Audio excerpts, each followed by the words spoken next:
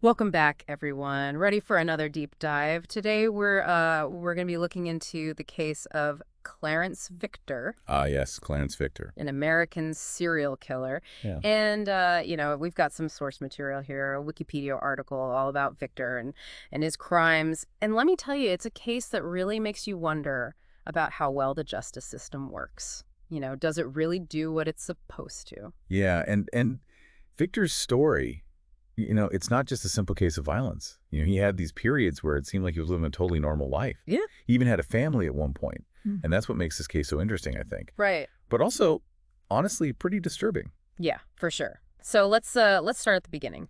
Victor's first murder took place in 1964 in Omaha, Nebraska. No. The victim was a woman named Hilda Marion Williams. The sources say that they got into an argument about money and things just spiraled out of control from there. Now, with this first murder, what's interesting is that Victor didn't just, lose his temper in the heat of the moment. He actually tried to cover up what he'd done. He hid Hilda's body and later got rid of it in Adams Park. Wow. I mean, that shows that there was some level of planning involved right from the start. He knew what he was doing. Right. It's chilling. And then he gets this plea deal. Manslaughter, 8 years in prison.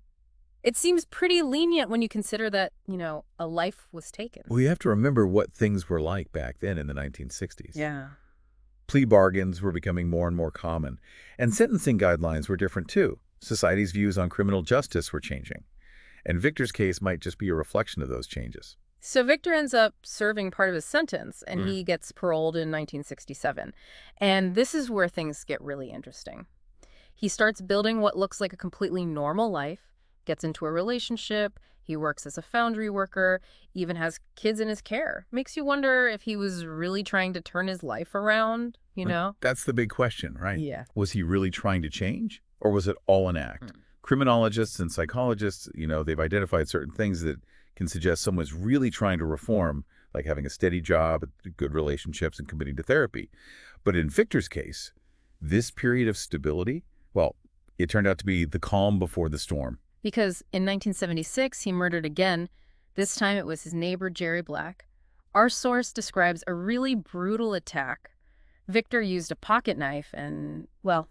Yeah, and the level of violence was much worse than in the first murder. Right. This wasn't just someone snapping. It was planned and brutal.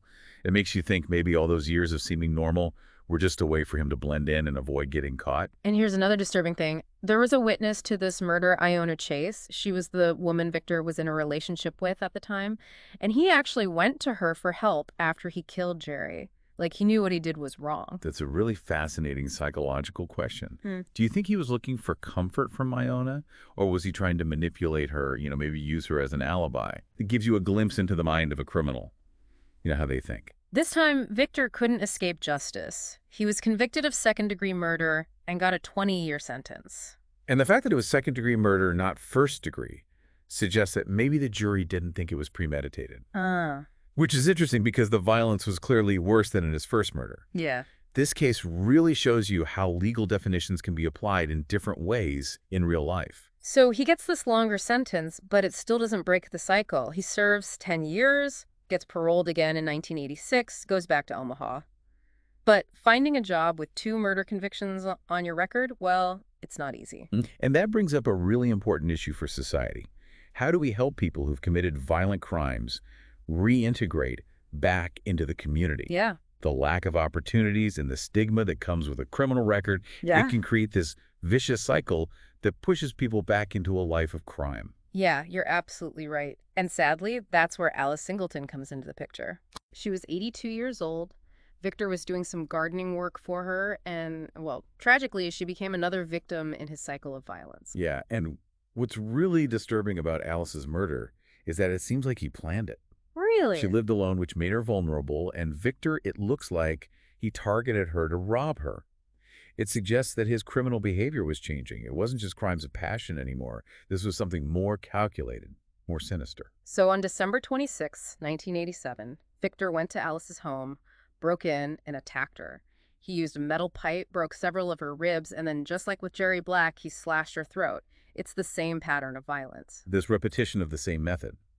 It could mean that he had some sort of psychological compulsion, like a ritualistic behavior that he had to repeat. It's a scary thought, but it's something forensic psychologists often see when they're profiling serial killers. But this time, thankfully, there were witnesses.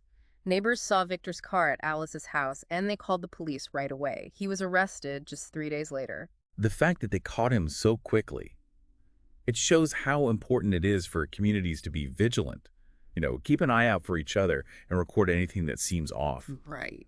Those little actions can really make a big difference sometimes. So Victor was charged with first-degree murder and could have faced the death penalty. But before the trial, he was sent to Douglas County Hospital, although the source doesn't say why. Maybe for psychological evaluation or some kind of medical treatment. That's interesting because it makes you wonder about Victor's mental state throughout his criminal history. Yeah. Could there have been some undiagnosed psychological issue that was contributing to his violent behavior? Yeah. Was that ever looked at during his previous times in prison? It seems like a missed opportunity to understand why he did what he did. So during the trial, his lawyers tried to get the charge reduced, but in the end, the jury found him guilty of first-degree murder. He was 56 years old and became the oldest inmate on Nebraska's death row. Yeah, and that harsh sentence, it shows how seriously they were taking his crimes, Yeah. especially since he had already been convicted of murder twice before. Right. It also reflects a change in the criminal justice system's approach to repeat offenders. They were less focused on rehabilitation and more on punishment and making sure society was safe. But then there's another twist in the story. In 1999, Victor's death sentence was changed to life in prison because of a new state law. This law said that people with an IQ below 70 couldn't be executed, and Victor's IQ had been measured at 65. Wow, so that legal development brings up all sorts of complicated ethical and legal questions Yeah. about capital punishment, Yeah. especially for people with intellectual disabilities. It forces us to think about responsibility and what the purpose of punishment really is. Does someone with limited cognitive abilities fully grasp the consequences of their actions? And if not, is the death penalty really a fair punishment?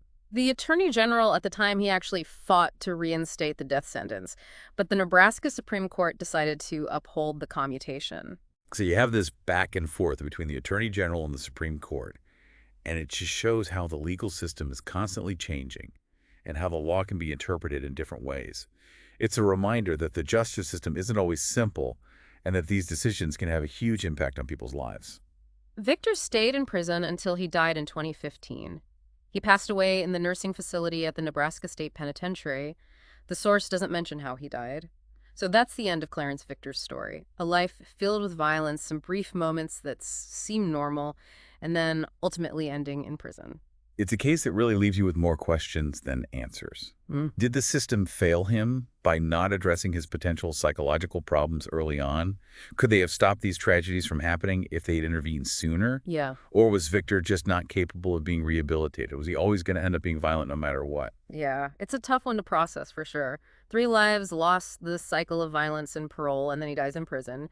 It really makes you think about, just how complex people are. One thing that stands out to me is how Victor's story kind of challenges what we think we know about rehabilitation and the purpose of the justice system. Like, you see these times where he seems to be functioning just fine in society. He's got a job.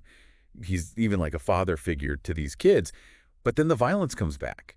And you can't help but wonder, could he ever have really changed? It's like we're trying to put together a puzzle, but we're missing some of the pieces. Yeah. Was there just something fundamentally wrong with Victor, like a predisposition to violence that he couldn't overcome?